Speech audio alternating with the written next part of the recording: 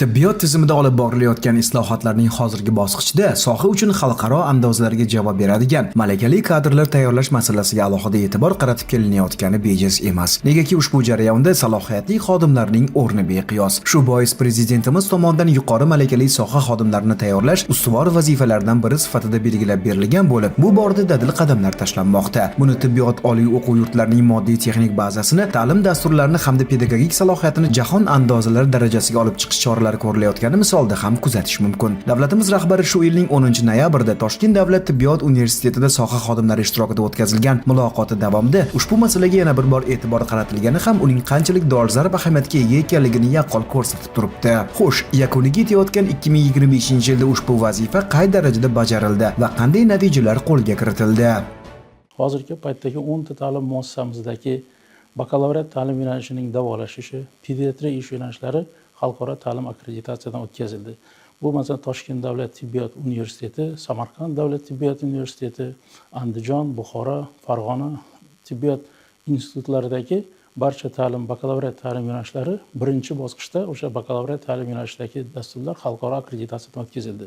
Hozirgi paytda Sog'liqni saqlash vazirligi tasarrufidagi 10 ta tibbiyot institutlari 52 ta xorijiy davlatlarning tibbiyot universitetlari bilan xalqaro memorandumlar tuzilgan va bu memorandumlar doirasida bakalavriatda 4+1, 3+3 shaklidagi xalqaro ta'lim dasturlari amalga oshirish yo'lga qo'yildi. Tibbiyot universitetlaridagi qariyb yiliga 200 ta professor o'qituvchilar xorijiy davlatlarning tibbiyot universitetlarida bir haftadan bir oygacha bo'lgan stajirovkalarni milliy ta'lim dasturlari bo'yicha o'tib kelyapti.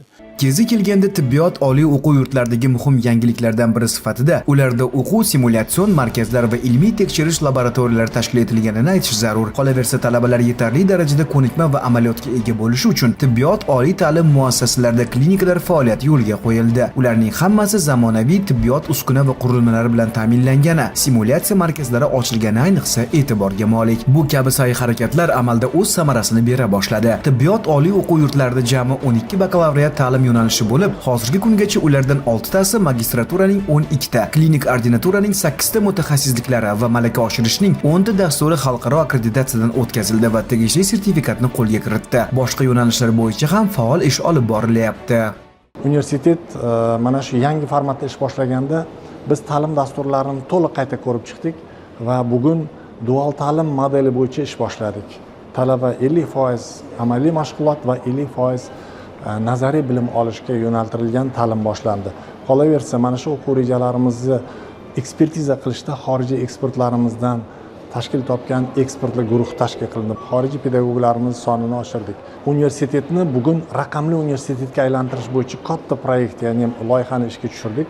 Bu raqamli universitetni amalga oshirish uchun bugun universitet faoliyatining 90% dan ortiq faoliyati to'liq raqamlashtirildi. Qolaversa, universitetda katta simulятsion markaz, raqamli biotibbiyot markazi, texnopark va muzey, bundan qolaversa mana shu ilmiy innovatsion laboratoriya va katta axborot resurs markazlari ish faoliyatini boshladi.